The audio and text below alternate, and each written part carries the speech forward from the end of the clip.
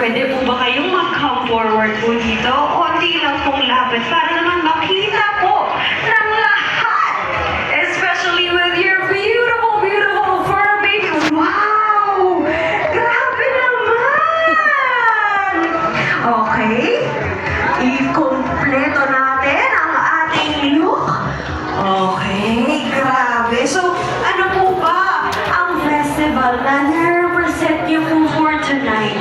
Actually, I have here microphone the queen of festivals, festivities. Kasi actually, ang dami namin pwedeng represent. We have Palpag Festival of Cavite. We have Flores Mayo, Panagena Festival. We have Rita Flores of San Carlos. That's why she is the queen of festivals. Thank you very much.